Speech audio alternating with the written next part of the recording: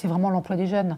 Parce que je pense qu'aujourd'hui, sur le plan de notre société, avoir autant de jeunes sans emploi, je pense que c'est vraiment très dégradant, enfin, pour la France.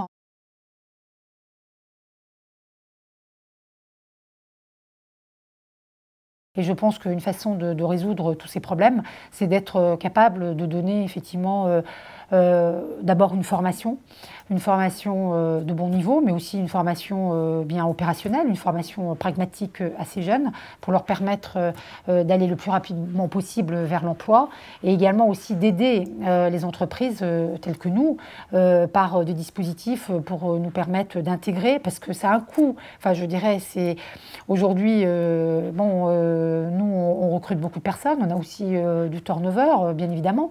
On a aussi de l'expansion et du développement, mais ça a un coût parce que lorsque quelqu'un rentre dans votre entreprise, il n'est pas immédiatement opérationnel. Donc il faut le former, il faut l'intégrer, il faut l'accompagner. Et comme je vous le disais, on recrute beaucoup de jeunes sans diplôme. On recrute aussi beaucoup de jeunes qui n'ont jamais connu le monde du travail. Donc pour nous, ça réclame énormément de ressources, des ressources en temps, des ressources en effectifs, des ressources financières. Donc on aimerait aussi, en tant qu'entreprise citoyenne, être quelque part un peu aidée, accompagnée, parce qu'aujourd'hui nous sommes une société de services et comme toute société de services, nous sommes une société de main-d'œuvre. Donc nous représentons vraiment une richesse d'emploi, mais quelque part notre coût aussi du travail augmente.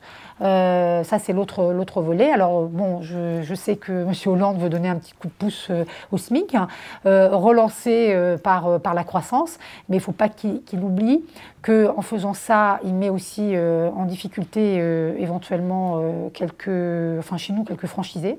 Je le dis de manière très, très claire, parce que nos franchisés ont parfois un restaurant, deux, et pour ceux qui ont une affaire un petit peu plus grande, 4 ou 5. Mais ces dernières années, leur coût du travail a augmenté aux alentours de 20% les 5 dernières années. Donc il y a un seuil au-delà duquel ils ne pourront pas aller, et il y a un seuil d'ailleurs où certains cesseront leur activité.